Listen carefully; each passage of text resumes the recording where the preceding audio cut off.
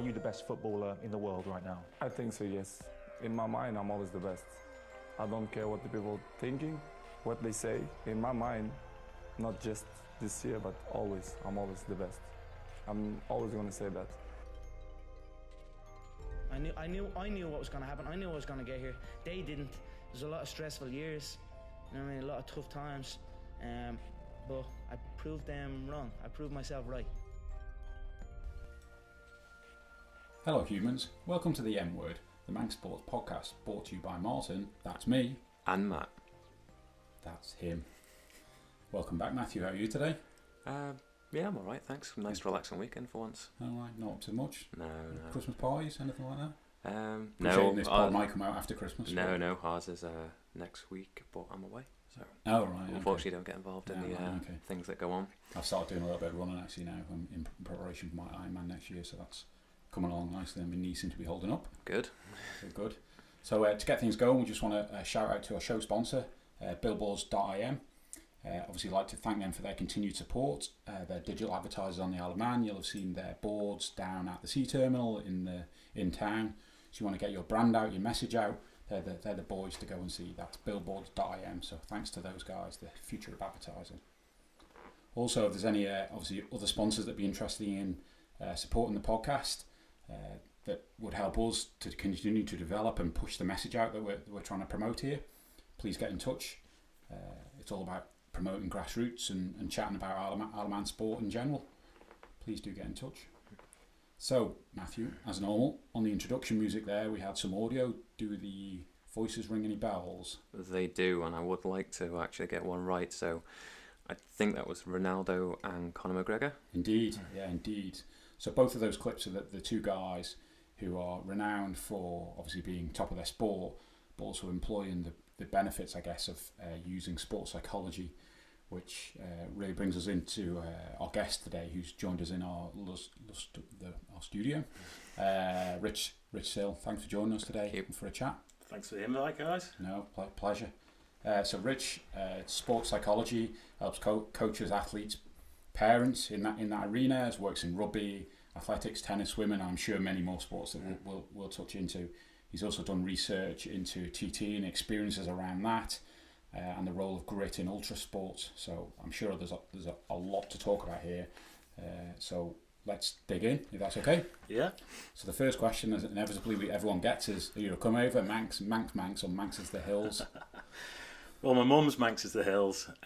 My dad is a Scouser, so I'm not Manx the Hills, I'm afraid. Were you born over here then? I was born here, yeah. So you're Manx. Yeah, maybe, yeah. Yeah, you decide. Okay. And where did you? So you say you were born here. Whereabouts did you grow up on the island? Yeah, I was born here. We lived in Douglas for a couple of years, then moved up to Ramsey. Dad was working. He was working in Midland Bank. Okay. Your listeners probably won't know what that means, but they used to sponsor a lot of cycling club many years ago, Midland Bank. Dad was working in the bank, so he was the manager at Ramsey, I think. So we moved to Ramsey. I think in those days the manager had to be local. Oh, right. Okay. So we went there for a year, and then we moved away to the Wirral. We were there for 2 years, I think, and then he got moved again. So we went up to a place called Exton near Chorley, near Preston. And we were there for, I'm going to say about 10 years, and moved back to the island at 15, I think, for the final year of my GCSEs, and started at Castle Rushen then. So, and during all those moves around, were you doing sport at that age? Were you into sport? Well, my mum's not into sport at all. My dad is. He'd watch anything. He'd watch any sport on TV. He used to be, as a kid, he was a hill walker. He really loved the hills, and him and his mates would hitchhike up to the Lake District, spend the weekend up there. Latterly, then he got into race walking when he came to the island. Some of the guys that you'll know, Alan Callow and Mitch Jock and people like that, he was walking with. And then when we moved away, he met up with some guys and started running. And he eventually got into marathons, and that's really my first memory, is being dragged to these marathons. And my brother and I do these little mini marathons, and we'd get a bottle of pop for completing it. And that was my first real memory of sport, to be honest. And you obviously carried on then, because I know have done a fair amount of running. Was that your primary sport then as a teenager? I use the word primary maybe loosely, do I? No, it was, I don't know, growing up in the Northwest, it was a real sort of hotbed of sport. So with Dad's an Evertonian, so he used to take us... End the podcast to take it. So. He took us to Goodison a few times. It punishment, I assume, for doing something wrong. It must have been around that 85, 86 era when Everton were really top of the game. They'd won the league, and they had some great players at that time. Gary Lineker was playing, and then he went on to obviously win the Golden Boot in the 86 World Cup. So I think just to see guys at the top of their game, was brilliant for me.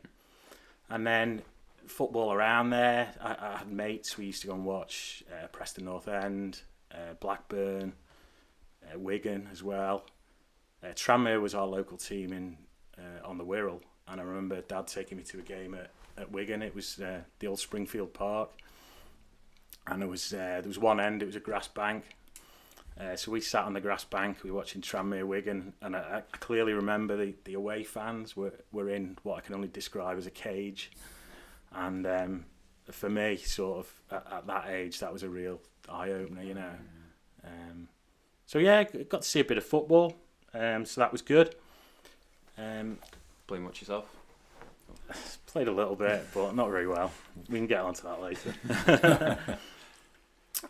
Cricket as well was big in Lancashire. So I don't know if it's still the case, but the Lancashire League had a rule where they had to have one professional playing in their team. That's you. So you'd have these tiny village teams with someone like Viv Richards or Clive Lloyd or Steve Waugh, Shane Warne, people like that playing. So as you can imagine, the kids in the area, it really inspired them. And I think a similar thing happened in Yorkshire. So you can see why Lancashire and Yorkshire have done so well at cricket over the years. To see these top class pros in your local village playing too. It's. Does that still happen now? I don't know. I'll have to look into it. But yeah, like I say, some of these village clubs were tiny. So you moved back to the island then when you're 15, and did you do much sport on the island then when you came back here? Yeah, well, and sort of into, I presume, work and life after that at some stage. Well, I think even before then, it was still in the Northwest. There were things like my dad was big into football, but then a family friend introduced us to rugby league, and we started going to watch Wigan. Dad got really into that, and we'd go. I think they played on a Friday night in those days down at Central Park. So we'd go every other Friday, and I got really into that and went off to some away games as well. Went to a final in Leeds and went down to the old Wembley for the Challenge Cup final. And again, at Wigan at that time, they were the best in the world. So people like Ellery Hanley, seeing them up close, it was fantastic. And then because rugby league was professional and rugby union was amateur, you had guys like Tua Gamala, who played for the All Blacks, and then he rocks up at Wigan. So it was just fantastic seeing these top pros. And then another story I remembered, actually, I was out running the other day and this came to me. I hadn't thought about this for 20 years or more. There was an American football team that played in Lancashire called the Lancashire Lynx. Okay. And I know you two guys are into American football, so this is for you. Lancashire Lynx, they were called, and they played at Chorley FC's local stadium.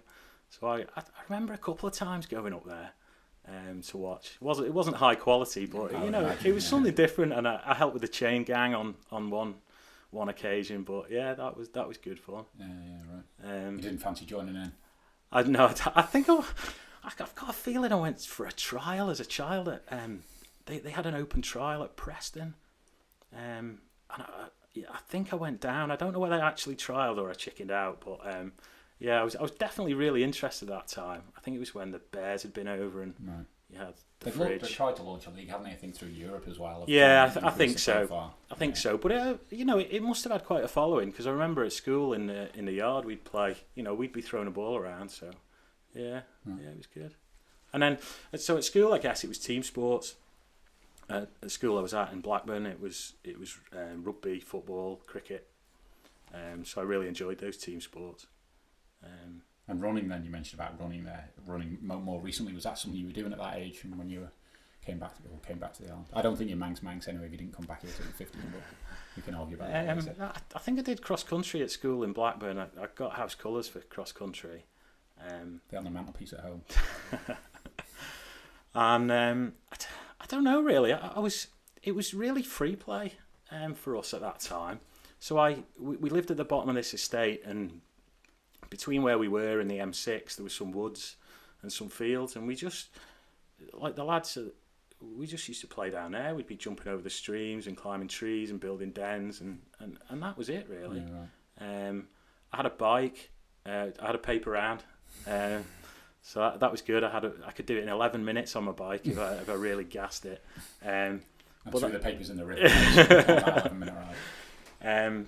But yeah, that was independence really, and that was great. And I remember one time I used to have to take the obligatory 10p. So if I needed to make a phone call, then I could. Because you had a puncher or... Yeah. So I'd gone off on my bike. I think Mum thought I was quite local, but I'd actually cycled down the A49 to Wigan, which is about 10 miles. I think it was about 10 years old, something like that. So I phoned up from this phone box.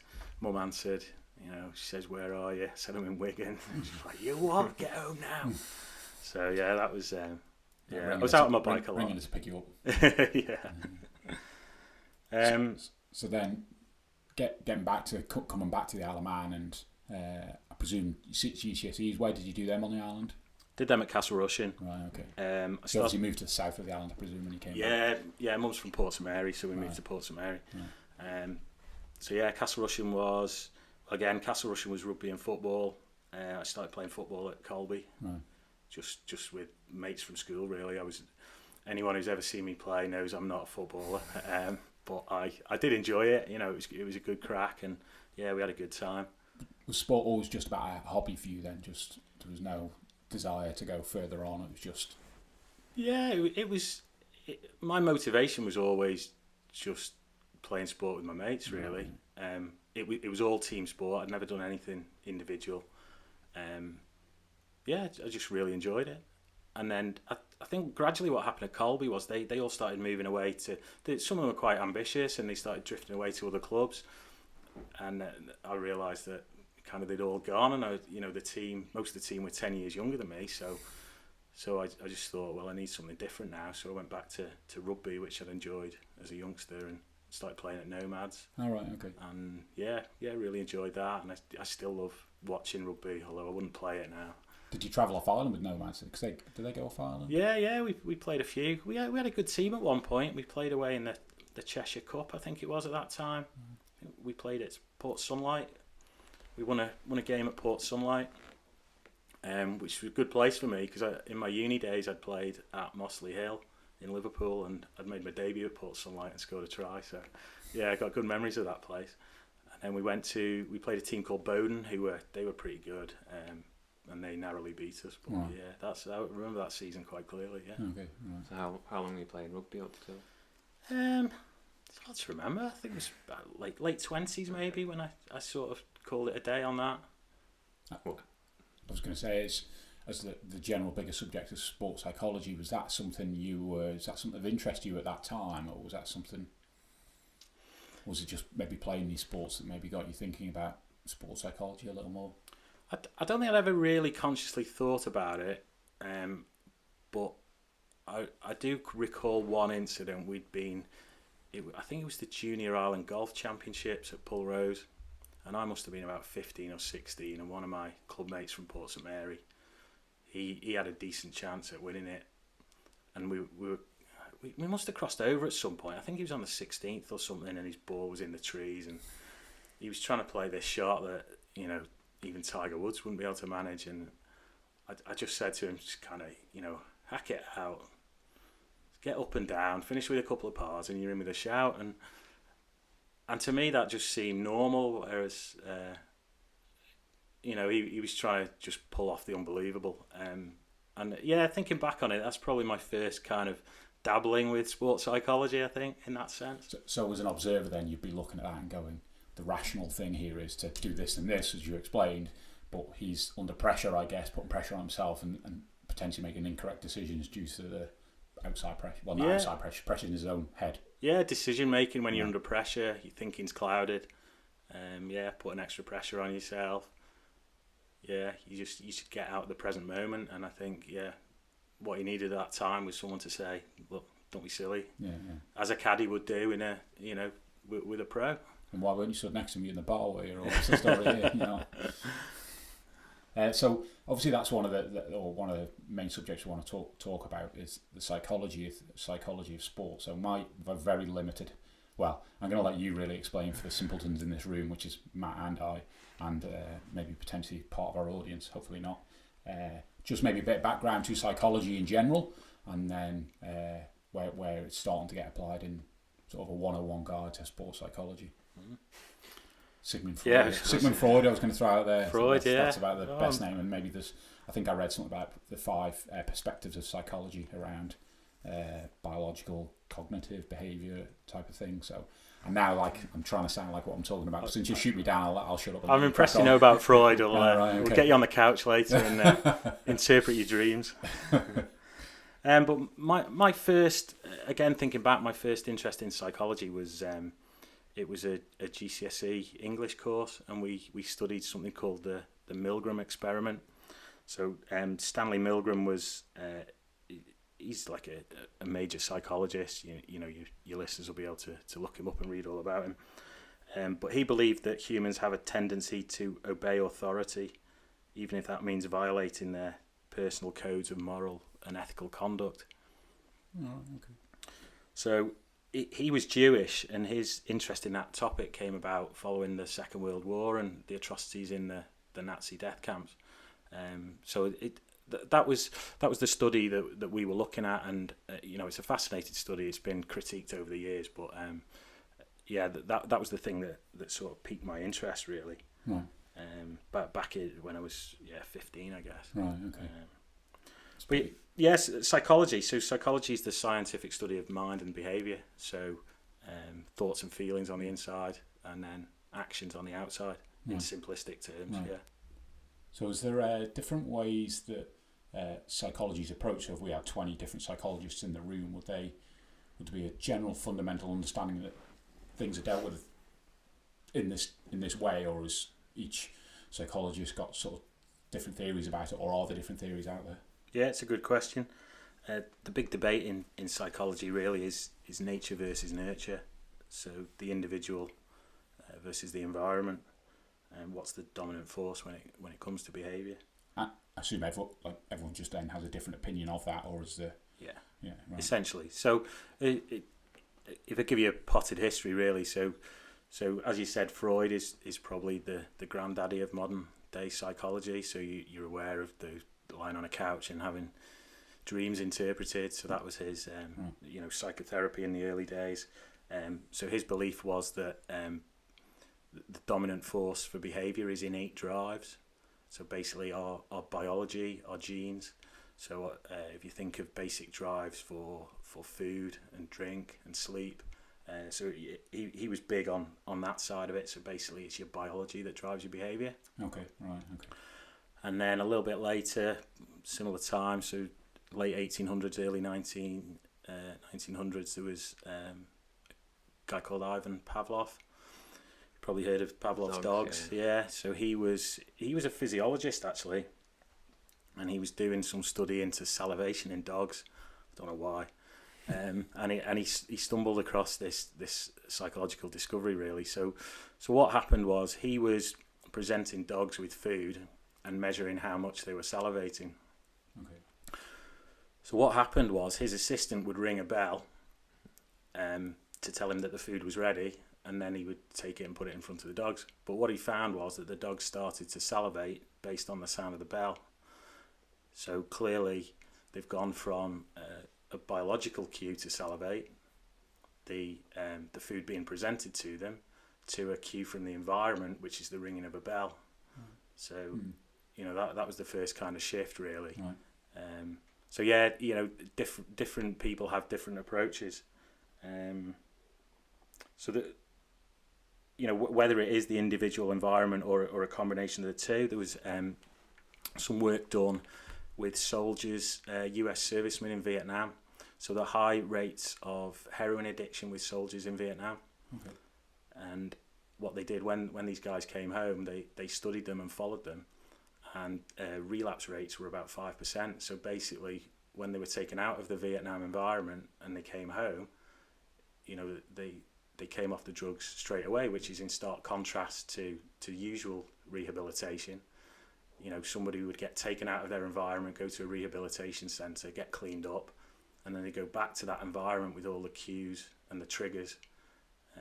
So, you know, that was really interesting, because classic sort of biological theory would say, you know, addiction is because of your personality traits, whereas this kind of study showed that, well, there's environmental triggers as well, so your environment, your situation is also contributing to this. Right, okay. Interesting, okay. So then applying those general rules into sport. Well, yeah, so if you take that into a sporting context then, so if you've, you know, you've done, let's say, I know you two cyclists, so you've done a race, you know, you've done well, so I say well done to you. What am I saying well done to? Well done genes, right? Or well done environment. Okay. Yeah. And quite justifiably, you would say, well, I had something to do with that as well. Yeah. So the state of my genes then. Yeah. So yes, there's your biology, yes, there's the environment, but there's a person there as well with some form of decision-making capacity. It's arguable how much decision-making capacity they have, but there's an individual there with decision-making capacity. Why do you say, well, you mentioned there an element of decision-making. Is it not all in their control, or is that too black and white? Well, we're probably getting deep into philosophical territory now, but yeah, so some people would argue that we have free will over our actions. Others would say that, you know, we're bounded by other factors such as our experience or our values and beliefs. And what's your view on, you know, what's your general view on those two opposing things, or is it somewhere in the middle? I've been reading quite a lot about it. I'm still undecided, really. I think I'll always be undecided, but yeah, you know, it's an interesting debate to have. Do we have free will over our actions or not? And sorry, is that why you're saying on the fence? New things or more studies are coming out all the time giving different views, or is it not as, I guess not going too deep into it, it's not as clear cut as it's one or the other? So there's a I don't know what you call them, it's paper, as it were, or something that might change your view or your perspective on what you may have previously thought. So it's an ever changing sort of debate in that sense. Yeah, well, it's kind of in real science terms. There's not something that you can count up and measure. You know, this is deep philosophical thinking, and it gets into sort of the meaning of life and, you know, our deeper purpose, all those kind of issues. So, I mean, my sort of experience with psychology so far, I've done a lot of philosophical reading, and it's, you know, it's really interesting. It's fascinating to me, and I love it. Yeah. Isn't it slightly horrifying in some ways that you sit here and talk, and not you, but generally, about you don't have free will, or there's an element of non-free will? Because that's quite horrifying. I thought you would just stand back and go, well, I make my own decisions, I do everything I want to do, subject to someone having a gun to my head. And you're saying some of that's, I guess, subconsciously going on. I guess it's subconscious, a lot of that going on. You don't have that free will. Well, if you go back to some of those things we just talked about with Freud, you know, believing that behaviour is driven by biology, and the other guys who believe it's environment, well, they are deterministic points of view. So they are basically saying you do not have any free will. You are a product of your biology or your environment. And do you believe you can change that?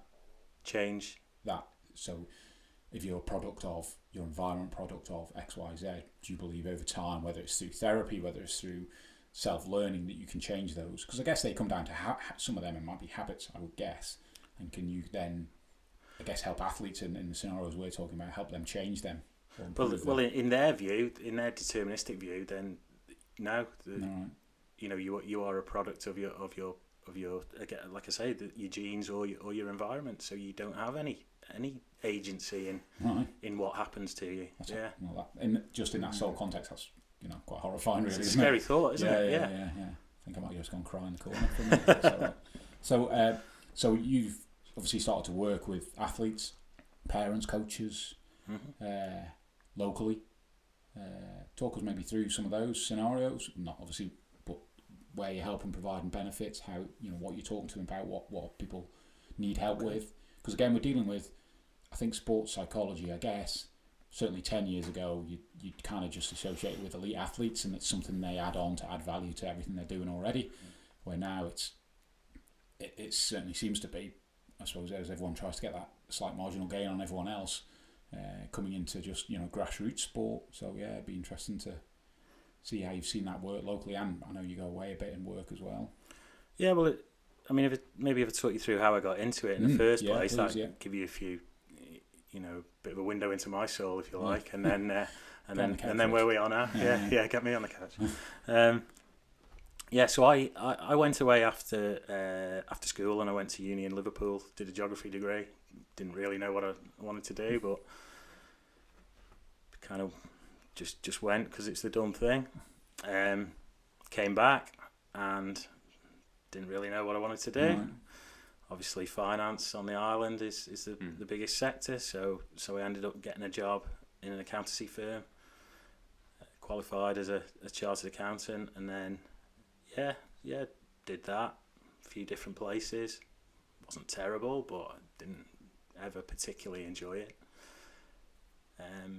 And then I think it was about 10 years ago. Yeah, it was 2009, 10. My wife and I had we had a sabbatical from work, so we both took 6 or 7 months off work.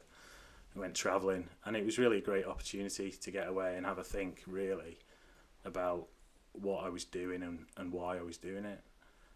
Psychology already kicking in there. Yeah, definitely. And I think they say travel broadens your soul, and I think it did. It allowed us to get away from the day to day, and actually, we've just been talking about determinism and agency. Why am I not taking any action over this job career that I'm in that I'm not really enjoying? So that we started discussing various different options for me, and we sort of, there's this classic Venn diagram that you see where your passion, your skills, and where you think you can make a difference overlap. So we kind of went through that process, not in a strict way like that, but our conversations kind of led us down that path, and we came up with a few ideas, and sports psychology was the one that really appealed to me. And during your work there previously, were you still taking an interest in psychology in general?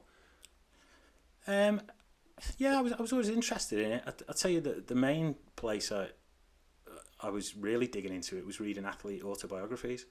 They're the ones that give me real insight, and that was probably the area that I was looking at. I'd been doing a bit of coaching as well, and I guess looking back on it, my style of coaching sort of gave me some clues as to what I was trying to do through sport. Where are we up to then? Well, maybe just on the autobiographies, looking back then, to some that jumped out that were kind of left an impression with you, that psychology was important to them as part of their... I remember one of the first ones I read was Nigel Mansell, right, back in the day, and that left an impression on me at that whatever age I could learn to read, maybe 5 years ago. I don't know which stick out. There's one... There was one, Bill Walsh, the ex San Francisco 49ers coach, and his was about putting in standards of performance. The book's called The Score Takes Care of Itself. Okay. I don't know if you've read it or not. No, we'll get it off Footnotes. But it's about basically forget about the score, just have a process, follow the process, and the score will take care of itself. And that's a book I've read many times, and it's one I've recommended a lot, and I've still got a copy on my bookshelf. We the word good, that process and deal with your process is something we touched on with when we chatted to Sam in the first episode about all you can deal with, and they talk about it at performance level. It's just deal with what you're in control of, and ignore everything else around it, whether it's a score, who's in front of you, etc. All you can do is deal with your process. I think that's so interesting. Well, something that came up in your chat with Sam, I was interested in, because when we were going through this process, when we were travelling, I was really questioning, why am I not getting any meaning out of what I'm doing in my work? It just felt really trivial what I was doing. And my wife's a teacher, and And Sam talked about the ripple effect that he has with his work, and I can't think of another career that has a greater ripple effect than a teacher. And I was seeing the job satisfaction that she had. She was making a positive impact on people's lives, and it just started connecting up really with my sort of meaning. What do I want out of life? And as I said. So you come back then, start thinking about, I need to start studying, or you want to start studying psychology and not do accounts? Yeah, pretty much. So we looked into what's the training route, and it is quite a big decision, I guess. I wouldn't quite say midlife, but you're not 20 at this stage, are you? It's a career shift and a half. There's a lot of, or there's more research now on the midlife crisis. Right. Yeah, and it's really interesting because it is about people trying to connect with their deeper purpose. But we'll put that to one side for now. So I started looking into what was the training pathway, and it's quite a long and arduous process. So for most people, it takes about 7 to 10 years.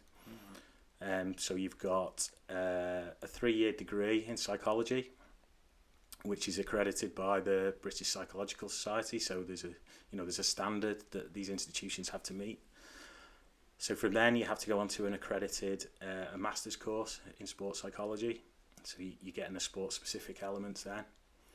And from then you have to do supervised training. So as you would if you were a clinical psychologist or an educational psychologist. Generally it's probably 6-7 years plus. And was that you on the island, or did you go back across to do this? So I found an online psychology degree, which was with the University of Derby. I wasn't keen at that point to just jack everything in. I wanted to sort of just take baby steps, really. So I found this online degree, which was accredited, so that was great. So I was working full time, and then I was doing my degree in the evenings. We had 2 kids during that time as well, so I was pretty busy. I did it at half pace, so it took me about 6 years to do the degree. And it was always a case of, right, I'll do the degree and see what happens. I think when I first got into the world of work, I was always thinking long term and pension and blah blah blah, and more so now I sort of look more short term. So it was always, let's do the degree and see what happens. And I got to the end of it, and I thought, I fancy doing the next step, the masters. So I applied. Well, actually, I spoke to quite a few people. It was a difficult decision to choose where to go. So I spoke to quite a few people who were really, really helpful, and are still in touch, actually. And I chose Liverpool John Moores in the end because they've got a great reputation in terms of applied work, teaching and research. So it just felt like the right place for me.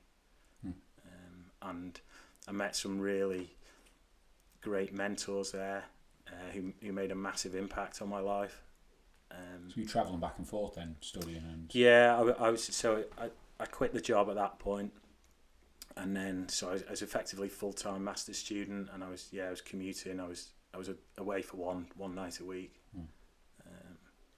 Again, quite big decisions, aren't they? Especially if you've got a family, and that, well, you maybe not think that, but it's quite a big jump from you're trying to create a family environment, create an income, support your family, and you appreciate you've got a long. You talk about short-term vision, but you've got a long-term vision of what you want to do. But I don't know, early 30s, I guess, mid-30s, that was taking that decision's brave. Yeah, Supportive I suppose. Life. I think with risk, there's a lot of elements to risk, and this was a joint decision, my wife and I. The risk was just financial. That was the only risk, was a financial risk.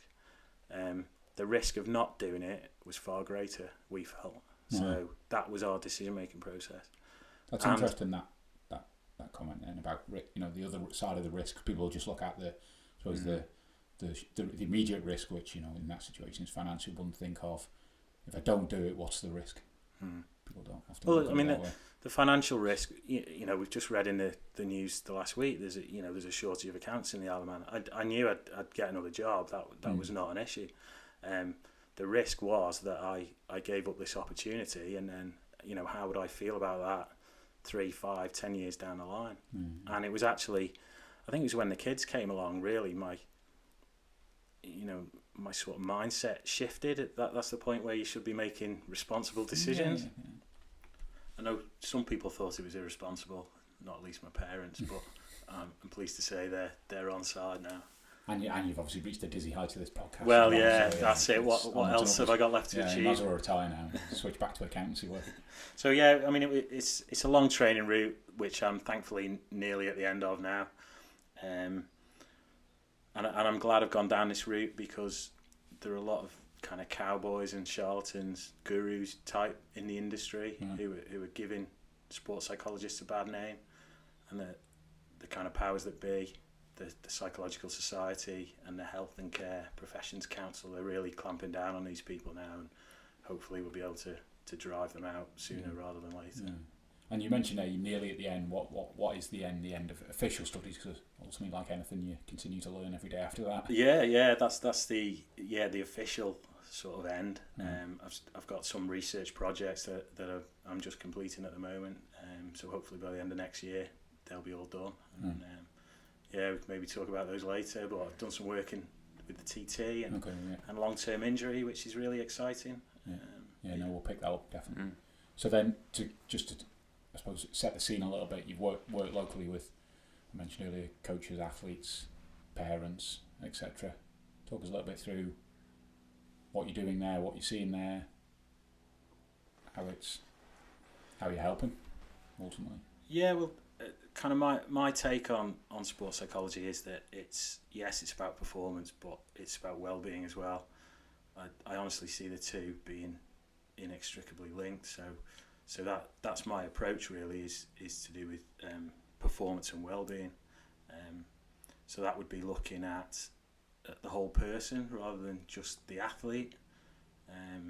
If we talk about identity, we can talk about the athlete being part of your identity, and traditional psychology would just focus on that part of the person, whereas my approach is kind of a bit more holistic. But then in that scenario, it's kind of everything's on the table. So it might be something from your wider life that's holding you back, performance or well-being wise. So it's really important that my sessions are confidential. That's key to the way I work. Yeah. So obviously those sessions are just understanding what makes them tick, or why they're ticking at that moment in time, and obviously what their issues, if it's sport related, what their challenges are, maybe not issues. So essentially it's taking the time to understand what the presenting issues are. So often, let's take an example of kids. There might be some low level frustration behaviour, anger maybe. So that's what they'll come to me with, and then we start sort of digging a bit deeper. So in what situations are those behaviours showing themselves? And we just take it from there, really. And is that athletes and coaches and or parents that might, perhaps use an example of a younger person, bringing those to you, saying, little Johnny is showing these reactions, and we need to really dig into why that's happening? Yeah, I mean, I'd say probably the majority of people that I've worked with, they've come to me in the first place because their, let's call it, frustration with sport is spilling over into their wider life. So again, going back to well-being, how can we separate the two? They have to be interlinked. So, I mean, it's hard to pick out a regular type of case, because my view is that we're all individual, we're all different. So there's no one size fits all. If somebody lacks confidence, I can't just get a potion off the shelf and say, there you go, that's your confidence sorted. My view is that we have to take a sort of wider approach to it, and also in that respect, I believe that the client, the person who's coming to me, they're the expert on themselves. I really believe that they have the answers. It's me helping them find those answers, rather than me just kind of being a teacher telling them what to do. That's not me. And when these people are coming to you, do they already know or can identify what may be an issue, or do they know that something is out of balance and they need help to try and find that, or is it a case of kind of in between? Yeah, so they'll generally come with a symptom.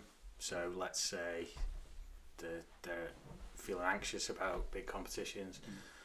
So kind of traditional mental skills psychology would say, okay, relaxation, imagery, bit of breathing, that'll sort you out, happy days. Whereas, you know, if you probe a bit deeper, then you might get to the cause of the issue then, so you can deal with the cause rather than the symptoms. So that anxiety might come from pressure that's being exerted from a parent. That anxiety might come from a poor coach-athlete relationship. That anxiety might come from a fear of re-injury. You know, it could be any number of causes, but yeah, generally they'll present with some sort of symptom. That's interesting. So is there a shift now from or a movement, or has it always been the case where those preventative measures have always just been not always masking the underlying problem, but is there a shift now in sports psychology, or is that just your view, or has it always been that way? It's just your approach is, well, yeah, you might be nervous, but there's probably an underlying issue, and we need to look at potentially what that is. I think there's definitely an underlying shift with this. You know, now we're taking wellbeing more seriously, but there's also, we've got to consider that sometimes these sessions are time limited, so it might be that you present before your biggest race of the season with confidence issue. So, you know, it might be that we have to use one of these performance related techniques because we don't have time to dig into the underlying causes. So you know you can see in like Olympic Games or World Cups, things like that, where these techniques would be used because you basically need to put a sticking plaster on to get this person through the competition, and then maybe afterwards you can look at some of the deeper underlying issues. I think I heard somewhere like there's a quote or reference, when you're born, you're just born with two fears. I think I can't exactly remember what they were, but they're not fear of performing, fear of failing. So therefore, going back to maybe the earlier point about your environment and what you brought up in, that those fears are grown within you and they're not actually there, which I guess is part of the digging down to find out what they are to ultimately eliminate them, I guess. Yeah, I mean, a lot of it seems to revolve around identity and ego, social rejection, which I think is our biggest fear. Is that, you know, outside of the sports environment, that probably links to public speaking, which I read the other day, 77% of people are fearful of public speaking, and it's because we don't want to stand up there and look an idiot, and people think that we're daft or stupid or a failure, or, you know, if I can't speak in front of X many people, then I'm a failure. So social rejection, you know, going back to evolutionary times, you know, when we were part of a tribe, if we got rejected by the tribe, then, you know, we'd had it. So, you know, we can understand where that comes from. Right, okay, very interesting. So you work, and those athletes, those coaches, what typically do you see more coming to speak to you? Are they coaches, well, I suppose, are they one coaches pushing athletes saying they potentially have a problem, or is it athletes self-aware that they've got things they need to deal with? It's a bit of both. Do you just speak to coaches to help coaches outside of athlete-specific things? Yeah, coaches have started to be more forthcoming, asking for help with setting up their training environments, culture. Organisation is big at the moment, so how can we set up our culture optimally so that kids are thriving in the grassroots environment? That's interesting. So that tends to be where coaches come from. Parents. Are all coaches open to that? Sorry, just attending coaches? Well, some people are open to psychology, some aren't. You know, again, we're all individual. But you know, the ones that do buy into it, yeah, I think there's loads we can do on a grassroots basis, and I think the Isle of Man is so well placed to actually take psychology to grassroots, and I think that's the area where we can really affect the most amount of people. If we can, you know, optimize these training environments for kids, then they're going to come through. Their mental skills learning is going to be accelerated. They're going to have great coping strategies for sport, and, you know, more importantly, their wider life, because we forget that a small minority of these kids are going to end up as professional athletes, a very small minority. Most of them, we hope, will have a lifelong love of sport, and that would be a great win. And what ages are these kids that you're actually talking to? Okay, so yeah, there's. I mean, at some point you have to use your judgment as to what age to work with. Yeah. The youngest I've worked with is 12, and that was in concert with a parent. So there was the three of us were working together. I think any younger than that would be really difficult, and I'd actually probably prefer to work with the parents because they're the ones who are going to be able to influence the child more than me. Because that's what I was thinking when you're saying about that grassroots level is, I guess thinking back to George's one, is that some people are more receptive, and how are you going to tell a pre-teen how they should be thinking in that sort of sense? And it would just be, I guess, well, it makes your life a lot more difficult if you were trying to coach a kid to think that deeply at that sort of young age, I guess. But it's probably a real challenge, I would guess. I think it's a lot more basic even at that level. It's even about understanding the motivation, the different motivations of the kids. You know, you could be let's say a football coach coaching under 10s, so you might have some that want to be pro footballers, some that just love kicking around with their mates, some that just want to get out of the house for an hour because they've got a poor home environment. It could be any number of things, and as a coach, by knowing their different motivations, then you can change the way you coach around them because they've got different goals. You're talking earlier then about public speaking. I suppose that general same philosophy would just work in any leadership role, really. That psychology side of things. Yeah, so I mean, we're talking about a group of athletes here, but yeah, whether it's any other type of performance, so that might be dance, it might be music, it might be business. If you think business leaders in charge of companies with multi-million-pound turnover, they're under pressure as well. There are times when they have to perform, and they have to perform consistently well. So yeah, it's applicable to many different domains, I think. But I love sport, so that's... So what you mentioned earlier about the satisfaction your wife gets from her job. Now you're doing this and getting fairly knee deep in it. Do you see that ripple effect and that? Do you get that satisfaction from help? Do you see that when the athlete, might come back and say, or the coach say, this technique's working, this is helping me? You find that satisfaction that it's hard to believe that maybe the accountancy didn't give you? Yeah, I mean, I just love what I'm doing. It's nice. I just like to be contributing in a positive manner, and whether that be through the lecturing that I do, or through workshops, or through one-to-one sessions, or helping coaches set up their training environment, or even the way they question athletes. Just being able to contribute in a positive way is, I love it. Yeah. And that's not to say it's not stressful at times, because it is, and sport can be really stressful. But I wouldn't swap it for anything. So I've got sort of three big questions to ask, I suppose, to jump into. So the first one, we touched on it just a few moments ago about, I suppose, mental health. It's a big subject at the moment, as it is just generally in life. How do you see that interacting with sport, and how do you see that from a psychology point of view? Very open question, I appreciate it. I'll just start. How long have you got? Yeah. I think I'd go to that with coaches and parents, the way they set up training environments for kids. It's a real opportunity to teach them coping strategies that are going to help them in their wider lives. I think that's a real easy win, if you like. Right. Yeah.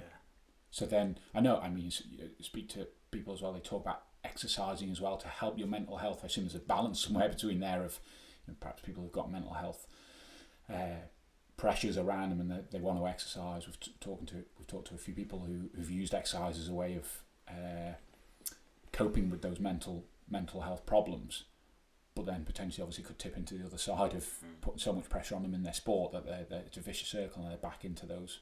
I guess it's a fine balance. I think if you look at it holistically, are you sleeping well? Are you eating well? Are you getting off your backside? Are you moving around? And are you speaking to other human beings, or are you just on your phone all the time? To me, they're the four key areas, and we don't really know what this social media effect is going to be long term on kids, even adults. You see more and more adults who are struggling to put their phones down. You got Facebook. You know, these kids might have 1,000, 2,000 friends on Facebook, but you know, how many do they speak to on a regular basis? So I think developing those relationships are key for mental health. That's my take on it, and coaches can play a massive role in that.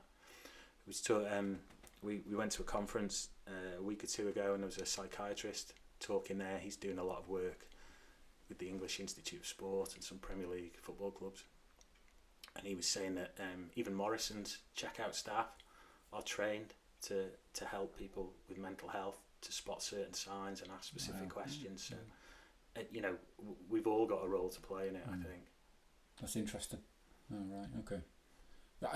Because I remember a number of years ago looking at teachers, I'm sure they're similar. They're asked with teaching pupils to spot signs for many, many different things, and I presume that's also one. And I guess it'll probably, there's probably elements of it in business already, but more and more, obviously, staff well-being, etc. is vitally important, but being more aware of signs to look for, etc. Yeah, my worry really is that businesses are maybe ticking a box when it comes to mental health and well-being. You know, let's get someone in, they can give a talk, there we tick the box, we've done mental health and well-being, and you know, in my opinion, it needs to go a lot further than that. So can you expand on where you think that? Just going back to some of those other things, like, you know, putting on programs for staff. So I know Christian Varley's been doing work with the teachers. So he's been, I think he started off doing a Couch to 5K program, and then it progressed from there. I think they did some did the parish walk as well. And it's, you know, that's fantastic for me. It's getting people out of the office, out in the fresh air, which is so important.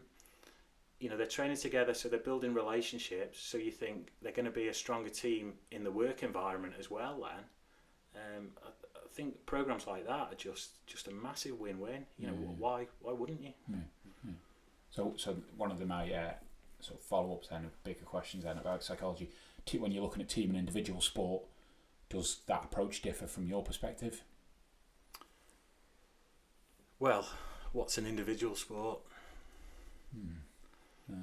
Maybe an athlete, you know, a 5K runner, say, compared to football. I think I sort of, I came into it maybe with an individual versus team sport mentality, but the more you meet athletes, especially at the higher level, there's no such thing as an individual sport. They are part of the team.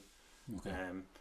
So when you say something like, you mean team, so using the 5K run as an example, his team is all the people around him, his friends, his family, there's a team environment. I appreciate none of them are running, but they all form part of his structure and network. Yeah, definitely. You know, he's getting different types of support from different people, you know, whether that be tangible like money, or whether it's information, emotional support, whether it's advice on psychology or nutrition or strength and conditioning. He's not going to be able to do it on his own. So interesting. So I wouldn't necessarily differentiate between team and individual. Obviously, when you come into the team environment, you've got those team dynamics in football and, you know, hockey, rugby, those sorts of sports.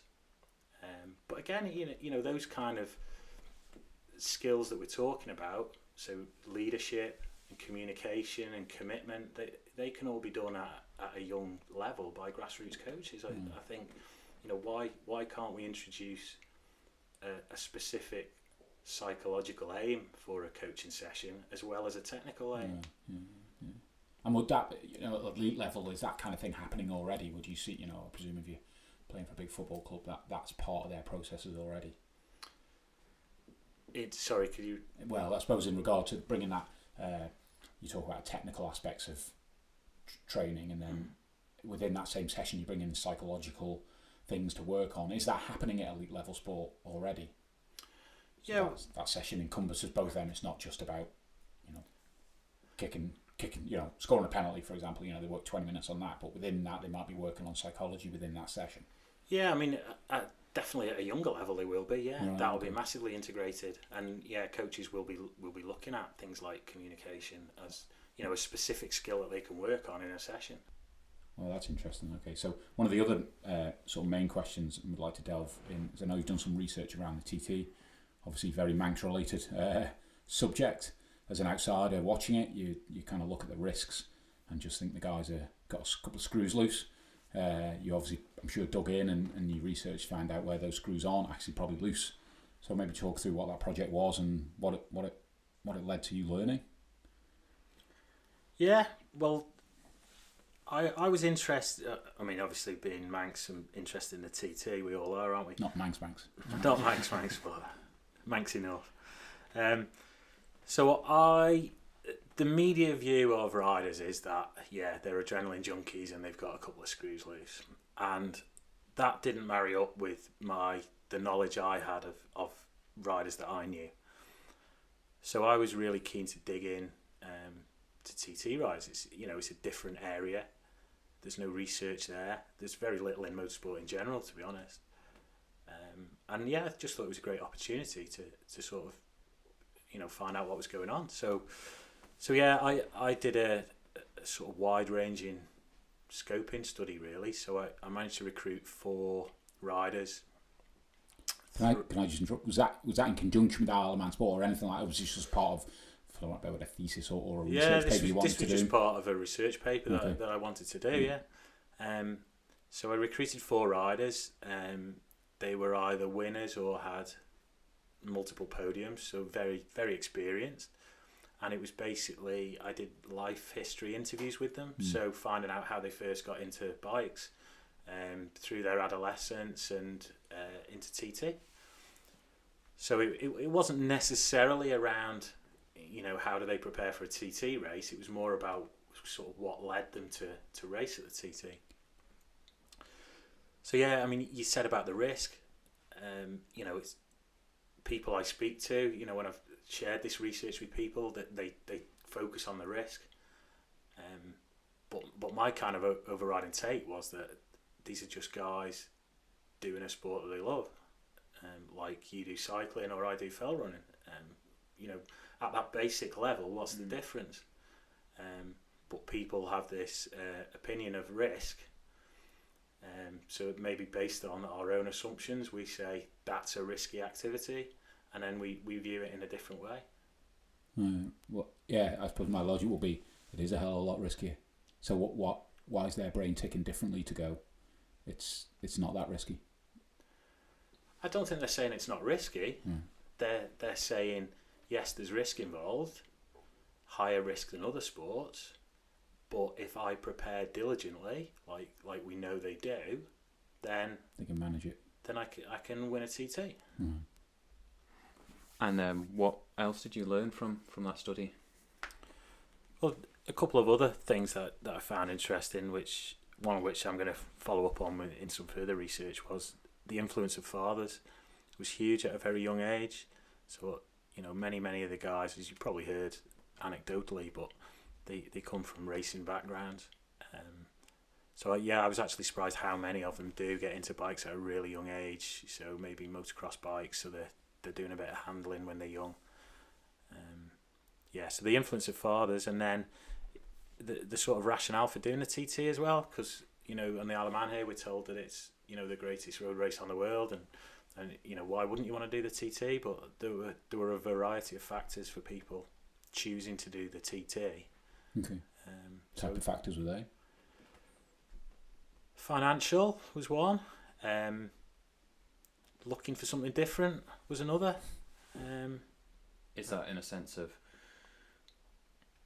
MotoGP or on that side of the scales, doing that race rather than the riskier, or however you want to put it, TT one? I think doing short circuits in the UK is a really, really expensive business, and if you're not maybe top 6, then it's going to be hard for you. It's going to cost you a lot of money. So perhaps the TT is a route to maybe getting if you can put down a decent ride at the TT, get some sponsorship, that might pay for your short circuit racing for the rest of the year. So there's a lot of factors in play for these guys. It's like I said, I came into it because of this media conception. It was very, very simplistic. This is why they do TT, because they're nutters, basically. And that just couldn't be further from the truth from what I've found. I assume an element of it is adrenaline. There must be an element of adrenaline. Because It must be amazing, mustn't it? Can you imagine going down Bray Hill at 170 miles an hour? Try not to. Yeah, wow, that must be an incredible buzz. But as one of them said to me, if it was just about the buzz, why not just take drugs? Because it'd be a hell of a lot cheaper. Okay.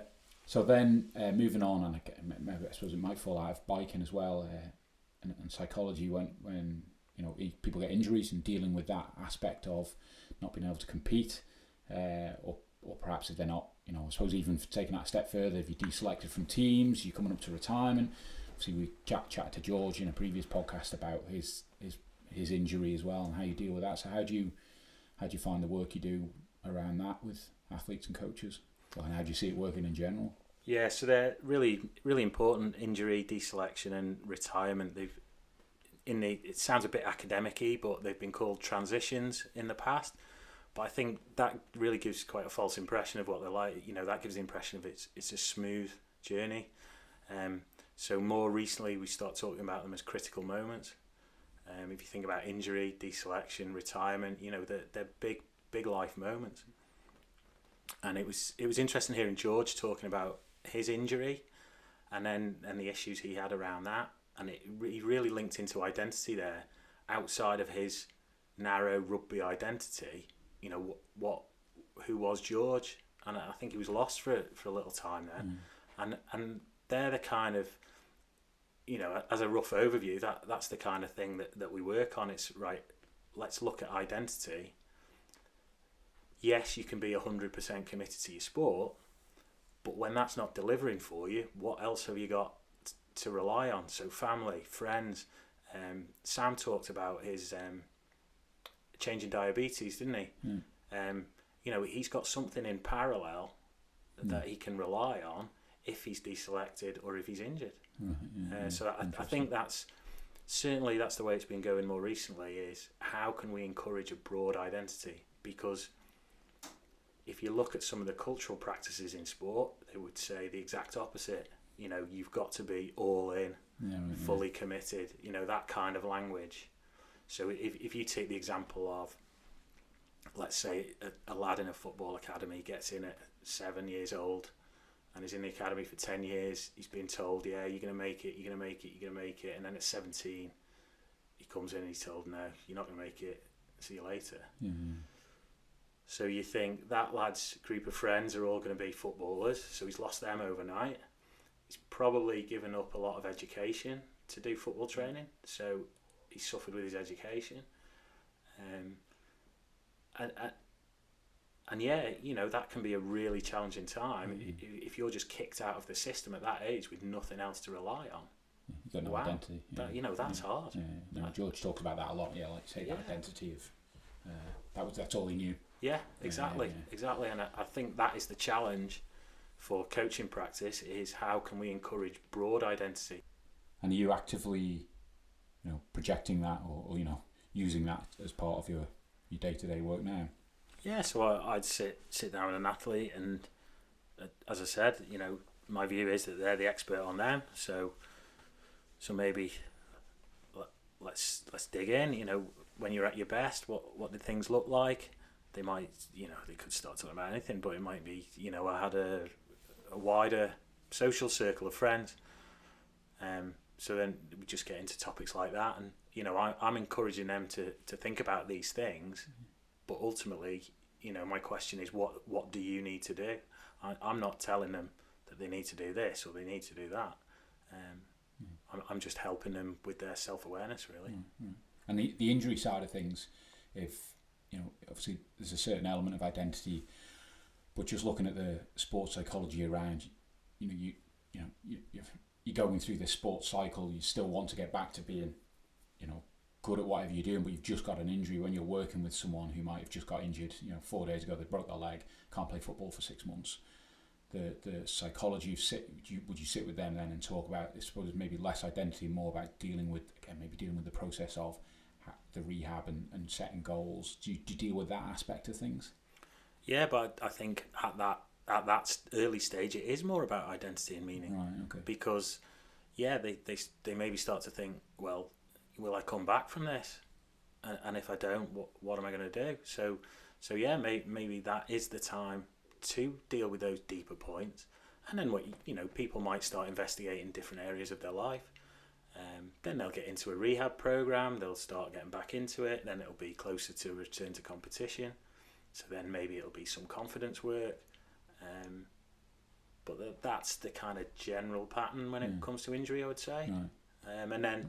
And then often there's this period after the return from injury. There's this period of reflection where they're looking back on sort of the positives from the adversity. I know you talked to Sam about adversity, and that's, it's quite common as well. People look back and they say things like, I'm a better person for that, or I'm glad that happened.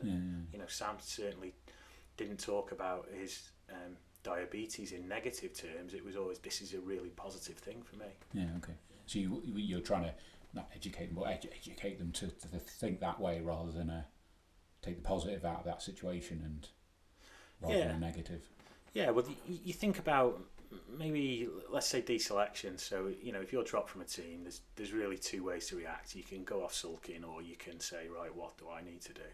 So, for a psychologist's point of view, that's brilliant. If you've got an athlete coming to you saying, right, I will do anything now to get back in this team, then, that's the sort of person I want to be working with. That's fantastic. Yeah, right. And earlier on we were talking about psychology being, or certainly probably 10 years ago, very elite level. Do you or used a lot in elite level and perhaps less in grassroots? You're obviously seeing it more and more in grassroots people, and it's not a lot of it's just to deal with, use me as an example. I'm never going to perform at a high level in the context of sport, but it just helps them find that work-life balance. Yeah, definitely. And, the official title is sport and exercise psychology, so there's lots in the exercise field as well. So if you think about maybe GP referral programs, so maybe people who've got health problems who've been referred for exercise. So I think psychology can help with these kind of couch to 5K programs, or even helping sort of gym instructors, giving clients a bit more autonomy in the gym. That might help them to stick to a sort of a physical health plan. So rather than, I know it happens in the UK, I'm not so sure of the system over here, but they'll be referred for a physical health program. So they'll go to a gym and the instructor will say, right, you do 10 minutes on the treadmill. And even something as simple as saying, would you like to go on the treadmill or the exercise bike, gives that person an element of control, which then enhances their motivation, which means they're more likely to stick to the program. Yeah, right. So, some of these things are really, really common sense, but it's just making them common practice that's the challenge. So that's reminding me of a story of when I was younger. My mother used to say, now it transpires, maybe some psychology, she wanted me to eat fruit, and I'd never want to eat it. So instead of going, can you have this apple, she'd go, do you want this apple or banana? Because I had some control over that decision-making process. I'd then pick one and eat one, and that was her way of making me eat fruit. So I guess it's similar concept. Yeah, and we're back to free will there, aren't we? Yeah. So you've been given a constrained choice. So you had free will within certain boundaries. Yeah. And mother playing mind games. So what we do as well, as we lead up into the podcast, we put out to our listeners if they want any particular questions asked. And we had a couple in, so I could bounce them off you if you don't mind. I'll give it a go. So one of the questions was interesting actually, and I'll plagiarise it somewhat. But they were talking about in medicine, for those trials they do, you can take a placebo, or placebos are given to see if the medicine that people are being trialled on actually works, or whether there's just a placebo because I'm doing something or taking something, therefore I feel better. And that feels like very much like a psychological game. So applying, is that really the same effect as when you talk about sports psychology and the mind, and that a lot of things are obviously just mind and psychological related. Not to necessarily dig into medicines, but just that placebo effect of I'm doing this and therefore you're training the brain subconsciously, I guess. Yeah, I mean, so placebo is related to belief, isn't it? You're giving somebody the belief in the product, the little white sugar pill that you've provided them with. They believe it's going to do something that it's not necessarily going to do physically to them. There's a big ethical, moral debate in medicine at the moment about whether people should be prescribed placebos. And what is that debate exactly, or in summary? Well, you're lying to patients essentially, and as a medical professional, should you be doing that? Right. Okay. Even if it is potentially going to have the desired effect. Oh, right. Okay. That's interesting. And Okay. are there actual? Sorry, just to ask another one. Is there actual talks of stopping placebos? Is there, like, as from my knowledge, they are still being issued. So, is there enough traction to kind of stop that in a sense, or are we not to know? Is that the placebo in itself? Double placebo. Yeah, the old double bluff. Yeah. Well, you strain into areas where it's not really my area of expertise. So, some GPs and medical professionals will not prescribe placebos on ethical and moral grounds, and that's down to them. So hopefully that answered the question we had. And the other question was just around superstition and the role it does or doesn't play. Again, I guess it's a psychology process. What's your views on it? And do you think they exist really, or do you think it's just wearing the lucky socks and things like that? Yeah, exactly. Yeah, there's definitely superstitious behaviour. I think Michael Jordan was a great example of that, didn't he? Wear his North Carolina shorts under his Chicago Bulls shorts. I think that's why shorts got longer in basketball. I don't know. Generally in sports, athletes will have what we'd call a pre-performance routine, which is a series of steps they go through prior to competing. And often that is because they can compete in different competitions, different parts of the world, it gives them control, a certain element of control, when they might not otherwise have it. So if you go through a certain process before you perform, then you can control that, and it can look the same every single time. So you can get confidence from that. Maybe it helps you to relax a little bit, all those kind of things. And often superstition is part of that. So maybe you have your lucky socks, or you put your left on before your right, or you don't shave on the day of a game, whatever it might be. Yeah, right. What's your views on them? Superstitions? Well, if it's part of your regular controllable routine, then why not? If it helps you, why not?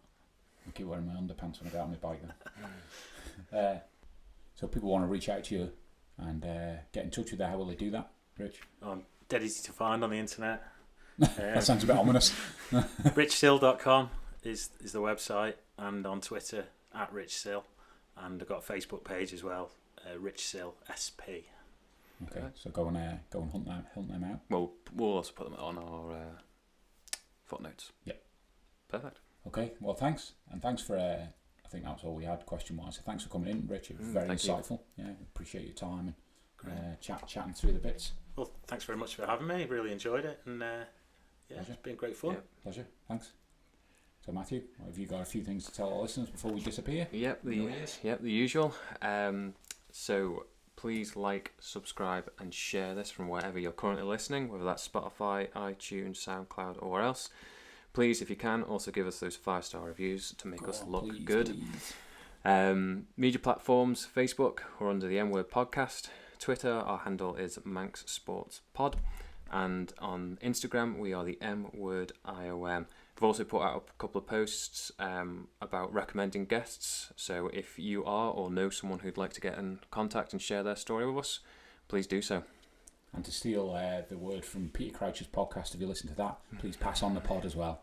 That would be good for us. Carefully, don't come after us for Don't sue us, please, Mr. Crouch. We like you. So that's a word out from Martin. And word out from Matt.